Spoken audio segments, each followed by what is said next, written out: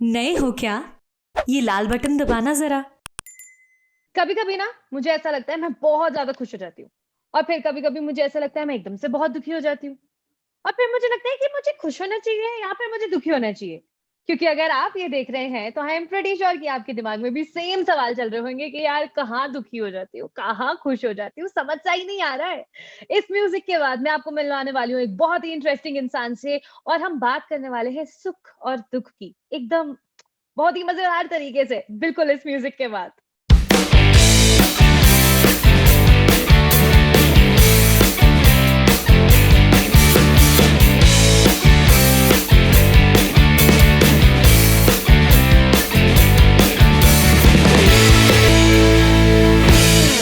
Hi, welcome you all. मेरा नाम है Samiksha and you all are watching mental mania club. थोड़ा सा मेंटल, थोड़ा सा मेनिया होना बनता है। और मेरे साथ इस टाइम के ऊपर है doctor Aman. Hi Aman, how are you? Hi, hi, hi. How's it going? Pleasure to be here, Samiksha. Alright, thank you so much. So मैं डॉक्टर अमन के बारे में बता देती हूँ। वो एक यूथ मेंटोर है, एंगर मैनेजमेंट करते हैं, काउंसलर है, थेरेपिस्ट है, एक ऑथर है, कॉलम्स लिख चुके हैं, आर्टिकल्स लिख चुके हैं। वैसे मुझे ये लगता है कि अगर मैं बोलती गई तो ये सेशन ऐसे ही खत्म हो जाएगा, क्योंकि इनके नाम के ऊपर इतनी बड़ी लिस्ट है कि ये कितने ही जाने माने इंसान हैं। एंड इतने यूथ इन लोगों ने ट्रेन कर दिए हैं। सबसे पहले तो थैंक यू सो मच अमन हमारे साथ यहाँ पे ज्वाइन इन करने के लिए। And I am pretty sure कि आज का सेशन बहुत ही इंटरेस्टिंग होने वाला है। कोशिश करते हैं कि मजा आ जाए आपको भी, मुझे भी और सुनने वालों को भी। कोशिश करते हैं। चलिए बताइए किस चीज। Absolutely, absolutely. तो आज का हमारा टॉपिक है कि कैसे हम जॉय और ग्रीफ को एक साथ होल्ड करके रख सकते हैं, यानी कि खुशी और जो दुख है उसको होल्ड कैसे करके रख सकते हैं। So first question to you doctor, that is, सबसे पहले तो ये बताइए कि ये जो ग्रीफ होती है, ये जो दुख है, ये जो सैडनेस है, इसके बारे में क्या क्या मिथ्स हैं जो हमें सुनने को मिलती हैं? सबसे बड़ा मिथ है कि ये बहुत बुरी चीज है, कि नहीं होता तो जिंदगी कितनी अच्छी होती। एज इफ आपकी जिंदगी बगैर प्रॉब्लम्स के एक बहुत ही स्मूथ मशीन की तरह चलती, और फिर ये स्मूथ मशीन में कोई प्रॉब्लम्स नहीं आती। But the irony is that happiness gives sadness meaning and sadness gives happiness meaning. आप समझ रहे हो? They are at two ends of the same spectrum. तो ऐसा है कि अगर आपकी जिंदगी में सिर्फ सुख है तो आपको उसकी वैल्यू समझ में नहीं आती, और अगर आपकी जिंदगी में सिर्फ दुख है फिर आप कोशिश करोगे कि आप सुख की तरफ बढ़ो। So the two are dependent on each other. जब तक आपको भूख महसूस नहीं होती तब तक आप खाने का आनंद नहीं ले पाते। सो सबसे बड़ा मिथ क्या है कि दुख होना ही नहीं चाहिए, सुख होता तो बहुत ही बढ़िया होता। नहीं, दुख तब आता है हमारी लाइफ में जब हमारा कोई प्लान चौपट हो जाता है, या हमारी कोई सोच में कोई कोई बीच में आके उसमें try to impede with that.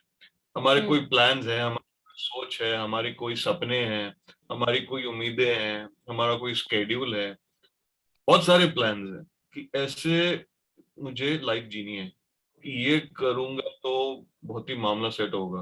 और फिर कोई ना कोई सामने से आ जाता है, बोलते नहीं ऐसा मत करो, हमको अच्छा नहीं लगता, ये समाज के खिलाफ है, या हमारे फैमिली के खिलाफ है, तुम्हारी उम्र के खिलाफ है, या हमारी सोच के खिलाफ है, you should not be doing this, you should be doing this. और फिर दुख आ जाता है कि यार ये तो चाहिए था, मिल नहीं रहा। So that is the essence of sadness, when a plan that you have is completely sidetracked by the vagaries of life, or by the Yeah. random nature of just human existence। कभी कोई बीमार पड़ जाता है, या कभी कोई आपके बारे में कोई बुरी चीज बोल देता है, गॉसिप करता है आपके बारे में, या कभी कोई आपको चीट करने की कोशिश करता है, या कभी कोई आपका वक्त खराब करता है, या कभी कोई आपको बहुत सारी फ्री एडवाइस देता है कि नहीं नहीं तुम जो ये कर रहे हो ना गलत कर रहे हो, ऐसा करोगे तो अच्छा होगा। And that brings about sadness, because you से यार मैं तो एक स्ट्रेट लाइन में चलने की कोशिश कर रहा हूँ, लेकिन यहाँ इतने सारे ऑब्स्टिकल्स आ गए, जिगजैग जिगजैग चलना पड़ रहा है मुझे। So that's the So, challenge of life is, hmm.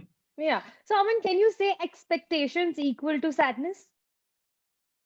नहीं, ऐसा भी नहीं है कि एक्सपेक्टेशंस नहीं होनी चाहिए। आप इंसान हो, जब तक आप जिंदा हो आप एक्सपेक्ट तो करोगे, कोई ना कोई चीज एक्सपेक्ट करोगे, सामने वाला भी कर रहा है, आप भी कर रहे हो। It's about managing those expectations, not eliminating them.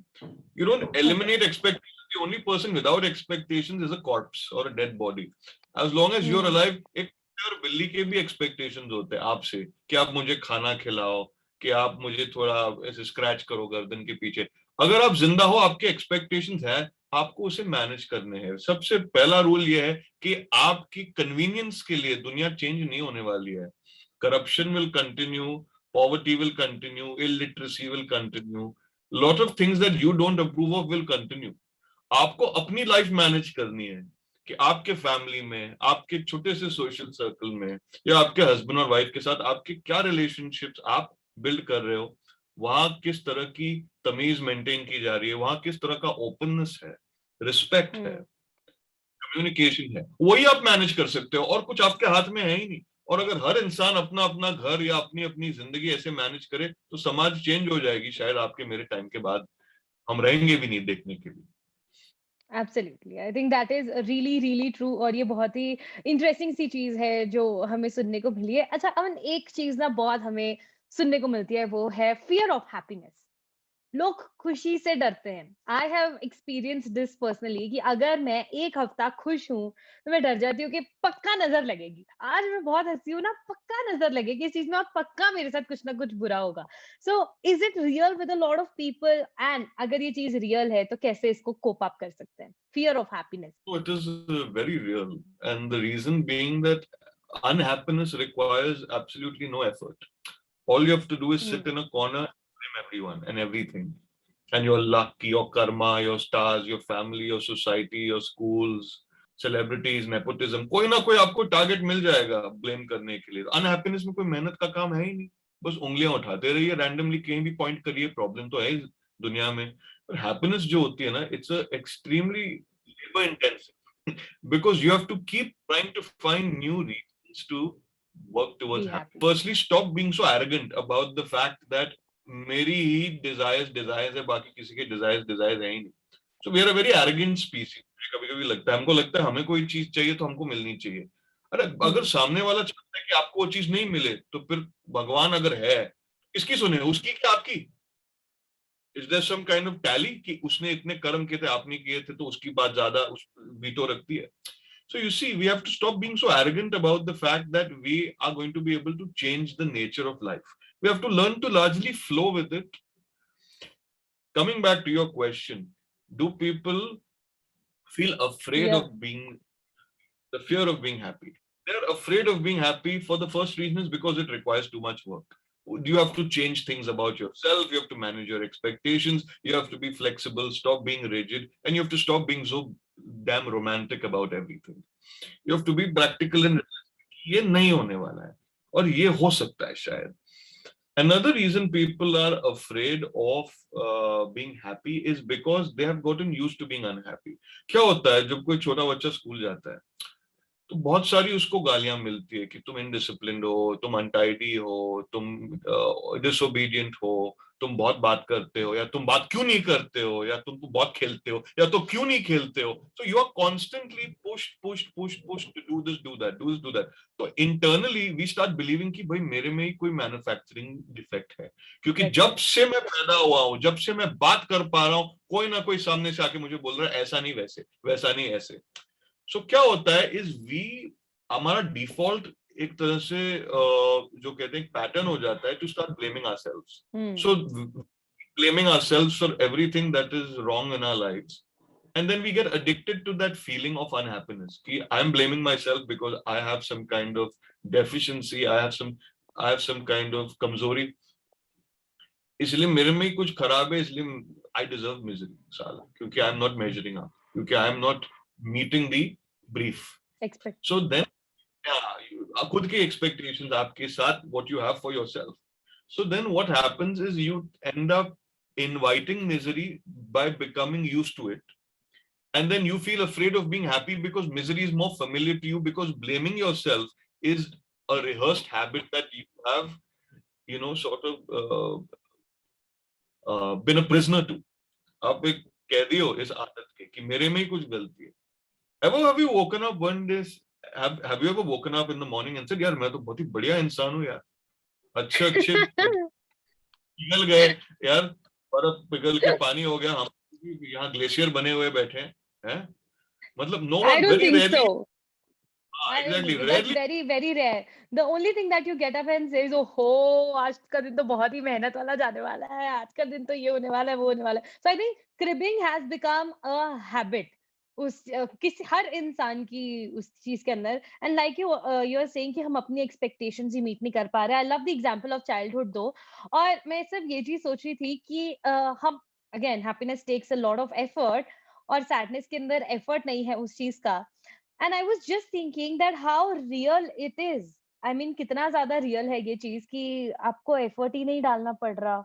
और लाइक आई सेड कि एक हफ्ता अगर हम खुश हो जाते हैं तो हमें एकदम से लगने लग जाता है कि यार पक्का कुछ गड़बड़ होगी, यू नो, बिकॉज शुरू से हमें ये चीज बोली जा रही है कि तुम गलत हो, या तुम्हें ये नहीं करना चाहिए, तुम्हें वो नहीं करना चाहिए, तुम्हें ऐसे नहीं करना चाहिए, तुम्हें वैसे नहीं करना चाहिए. So I think here you go with the point. Or a last point is, why are we so afraid of being happy?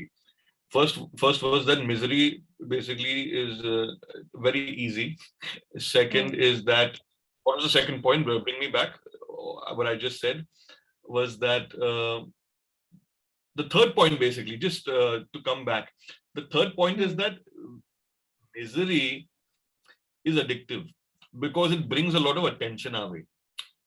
अरे बेचारा बहुत पीड़ित है, बहुत दुखी है, अरे उसके साथ बहुत बुरा हुआ, अरे उसका ब्रेकअप हो गया, उसका जॉब गया, उसका पैसा रुक गया, बहुत. So we like attention also as species. We are so full of ourselves. हमको भाव बहुत पसंद है. So then we will paint एकदम हमें मदर इंडिया वाली इमेज, या हम like some movie of Satyajit रे जहाँ सब रो ही रहे हैं पूरी मूवी में कि कितना बुरा हो गया हमारे फैमिली में, पता है दादाजी के पास पैसे नहीं थे. You know, that entire mind. That's how reality shows are working these days. That's the pitch of Tragedy, reality shows. tragedy is glamorous. It's Yeah. celebrated in movies, celebrated in news, it's celebrated in families, and it is that glamour that makes people so afraid to be happy. कि if I am happy, कोई मुझे attention क्यों देगा? और if I'm miserable, 10 लोग आके पूछेंगे, अरे क्या हुआ? अरे इसके लिए पानी लाओ, अरे you need a holiday, अरे come चल, we'll take you out for a nice hot meal. So that is another reason why people, enjoy perhaps engaging down that path of misery. Absolutely. I think this is bang on. मुझे I think अब चीजें समझ आ रही है, and शायद अपने आप से भी चीजें समझ आ रही है that whenever I am sad, I also do the same thing. कि यार थोड़ी attention मिल जाएगी और क्या चला जाएगा, you know, somebody will come and ask a glass of water. Okay, bang on. ये मुझे ऐसा लग रहा है कि ये काफी attacking session होने वाला है. But then anyway, okay, coming to the next question.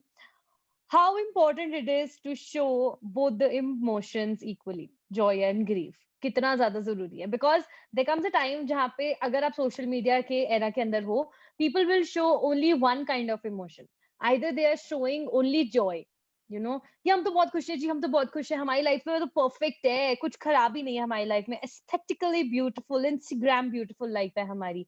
और there is another person who is showing only grief. You know, नहीं कि भाई मैं अगर वो कश्मीर का ट्रिप भी लगा कर आ गया है तो अगले बंदा बोलेगा अरे तुम्हें क्या पता मेरी लाइफ में कितनी प्रॉब्लम थी, मैं कितनी मुश्किल से कश्मीर होकर गई. So you know, there are two kind of people. Either they are showing only joy and covering the grief, और there one the other type is they are showing only grief and covering the joy. So how important it is to balance it. देखो ऐसा है, social media is a public relations tool, and it is aggregating, is a business where your information is aggregated and better ads are targeted at you. So social media is not really social media as much as it is advertising media. So you need to understand that what you advertise about your life to other human beings is going to lead to them having certain impressions of you. उनके फिर आपके जो उनकी सोच है, उनके कुछ biases तैयार हो जाएंगे. शॉर्टकट में सबको जवाब चाहिए ना कि ये इंसान आखिर है क्या चीज. अगर आप सिर्फ ये फोटोज डाल रहे हो कि देखो मैंने खाना क्या खाया, देखो मेरा कुत्ता कितना क्यूट है, और देखो मेरी आउटफिट कितनी कमाल है, तो लोगों को लगेगा कि आपको खाना, आउटफिट और कुत्ते की बियॉन्ड आपके अंदर कोई डायमेंशन है ही नहीं. And we all know that every human being has many dimension. हर डायमेंशन दिखती नहीं है, क्योंकि हर चीज दिखती नहीं है. Not everything make for chatter and fodder. So next question हमारा ये है कि बहुत सारे लोग हैं जो लोग सोशल मीडिया के ऊपर अपनी लाइफ बहुत ही डिफरेंट तरीके से डिपिक्ट करते हैं। जैसे कि कुछ लोग सिर्फ और सिर्फ अपनी खुशी दिखाएँगे सोशल मीडिया के ऊपर, और कुछ लोग हैं जो सिर्फ और सिर्फ अपनी सैडनेस दिखाएँगे सोशल मीडिया के ऊपर। कुछ ऐसे भी हैं जो कि कश्मीर भी घूम कर आ जाएँगे और फिर भी आके बोलेंगे, तुम्हें क्या पता मैं कितनी मुश्किल से कश्मीर होकर आई थी। और कुछ लोग ऐसे हैं जो कि सोशल मीडिया पे दिखाएँगे ही नहीं कि उन्हें कोई दुःख है। They will only show कि, "Oh my God, look, I am so happy, happy, so nice and all." Sir कितना इम्पोर्टेंट है जॉय और ग्रीफ को बैलेंस करके रखना इन टाइम्स में? So social media is a public relations tool. It's not really social. क्योंकि जितने भी लोग आपके वहाँ दोस्त, जो आपके नाम के दोस्त बैठे हैं, जब आप बीमार हो जाएंगे तो उसमें से कितने आएंगे आपके अस्पताल के बेड पे आपको मिलने के लिए? ये सवाल एक दूसरे से पूछिए। इट्स अ एडवर्टाइजिंग टूल जिसमें आप अपना विज्ञापन करते हैं कि मेरी लाइफ में क्या चल रहा है। So it also has a certain aspirational quality, isn't it? क्योंकि people are making money as influencers and people are selling dreams. अभी आप क्या दिखाते हो सोशल मीडिया पे, आप क्या शेयर करते हो, that has a lot to do with your mindset. You want the attention to come your way. Do you want people to pity you and feel bad for you, or do you want people to admire you and want to become you? Also, आप क्या share कर रहे हो, इससे लोग shortcut में opinions form कर रहे हैं आपके बारे में। फॉर एग्जाम्पल, अगर आप अपने डॉग के फोटोज डालते रहते हो, डॉग हो या कैट हो, या आप बात बात पे एवोकाडो टोस्ट खा रहे हो, या आप बीच पे जाके योगा कर रहे हो, या आपके अच्छे अच्छे आउटफिट्स के आप फोटो डाल रहे हो, तो people who don't know many other aspects of your life will say, oh ही और शी इज वेरी सुपरफिशियल, इसके कपड़े हैं, इसका कुत्ता है और इसका खाना है, इसके बियॉन्ड ये सोचता ही नहीं है या सोचती ही नहीं है। So people will form all kinds of opinion. अगर आप कुछ नहीं डालते तो तब भी वो जज करेंगे कि अरे ये तो सोशल मीडिया पे है ही नहीं, मतलब he must be not good at technology, या he must be very paranoid about data theft etcetera. तो आप कुछ भी करोगे, लोग ओपिनियन फॉर्म करने ही वाले हैं, या कुछ ना भी करोगे तो। अभी वी ऑल नो दैट जो दिखाया जाता है कि हम इतने खुश हैं, उसमें 10-20% की जो बोलते हैं तड़के वाली बात होती है। Little bit garam masala is added to amplify the effect. नहीं, फिल्टर विल्टर हम फोटो पे थोड़ा उसको ब्राइट करने के लिए, तो हम सिचुएशन को भी ब्राइट करने के लिए काफी चीजें ऐड करते हैं, काफी वर्णन ऐड करते हैं, काफी लंबे लंबे पोस्ट लिखते हैं। आपने ये ट्रेंड देखा है कि कोई लड़की, खूबसूरत लड़की, बहुत ही खूबसूरत कपड़ों में फोटो डालेगी अपना, और फिर कोई मोटिवेशनल कोट डालेगी नीचे, instead of saying I am very happy with how I am looking in this outfit, please admire both me and the outfit I am wearing. ऐसा कोई लिखेगा नहीं। They will say the strongest women are the ones who don't care about what society wants from them. ऐसा कुछ डालेंगे और skirt में कोई डाइकिरी लेके बैठी है बीच पे, तो एक ढोंग तो होता ही है। एक एक तो सर्कस होता ही है भाई। Social media it's a bit of a circus. मैं ये नहीं कह रहा हूँ कि हर कोई करता है, लेकिन आप किस तरह से अपने आप को प्रमोट कर रहे हो या प्रोजेक्ट कर रहे हो, it says a lot about your agenda on how to use social media. है कि नहीं? I try to use social media to put out two things. They both begin with H: humor and help.